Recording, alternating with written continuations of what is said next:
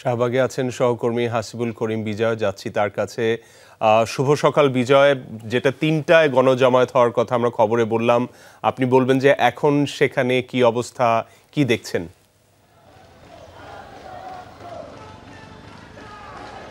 এমদাদ, এই মুহূর্তে শাহবাগের যে অবস্থাটি আমি দেখতে পাচ্ছি সেটি হচ্ছে কিছু মানুষজন আমার পেছনে দেখতে পাচ্ছেন যারা বিক্ষোভকারী রয়েছে, তারা কিন্তু স্লোগান দিচ্ছে এবং যেমনটি জানতে পারলাম এসে তারা কিন্তু রাতভরই এখানে ছিল এবং এসে আমি যেমনটি দেখতে পেলাম শাহবাগের যে চৌরাস্তায় কিন্তু আসলে ব্লকেট কর্মসূচি ইতিমধ্যেই আসলে চলছে। গতকাল রাত থেকেই আওয়ামী লীগ নিষিদ্ধের দাবিতে কিন্তু তারা শাহবাগ ব্লকেট ঘোষণা করে এবং এরপর থেকেই কিন্তু শাহবাগ অবরোধ করে দেওয়া হয়। আমি আসার সময় দেখছি এসে যেমনটি দেখলাম যে সায়েন্স ল্যাব থেকে শাহবাগমুখী যে রাস্তা রয়েছে সেটিও তারা ব্যারিকেড দিয়ে বন্ধ করে রেখেছে।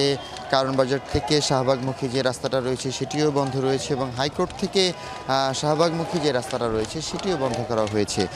একটু জানিয়ে রাখতে চাই যে এমদাদ, এই বিক্ষোভ চলাকালে গতকালকে রাতেই কিন্তু এনসিপির যে আহ্বায়ক নাহিদ ইসলামের পক্ষ থেকে ফেসবুকে ৩ দফা দাবির একটি পোস্ট দেওয়া হয় এবং সেই ৩ দফা দাবিতে কিন্তু বলা হয়েছে যে আন্তর্জাতিক প্রথমে যে দাবিটি আওয়ামী লীগকে সন্ত্রাসী সংগঠন ঘোষণা করে নিষিদ্ধ করতে হবে, আন্তর্জাতিক অপরাধ ট্রাইব্যুনালে আইনের আওয়ামী লীগের দলগত বিচারের বিধান যুক্ত করতে হবে এবং জুলাই ঘোষণাপত্র জারি করতে হবে। এরপরেই কিন্তু হাসনাত আবদুল্লাহ শাহবাগে এই ৩ দফা দাবি তুলে ধরে এবং এই শাহবাগ ব্লকেট কর্মসূচি আরও জোরদারের ঘোষণা দেয় এবং আজ বিকেল ৩টেই কিন্তু গণজামায়াতের ঘোষণা দেওয়া হয়েছে। যেমনটি বলছিলেন হাসনাত আবদুল্লাহ কিন্তু গতকালকে এমনটা আমাদেরকে সবাইকে আসলে জানিয়েছে এবং তিনি ঘোষণা দিয়েছে।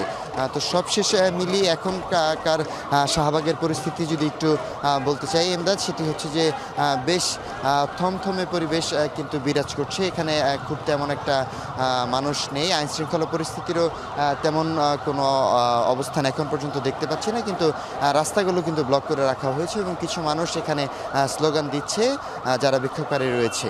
এমদাদ, ধন্যবাদ বিজয়, জানাচ্ছিলেন শাহবাগ থেকে।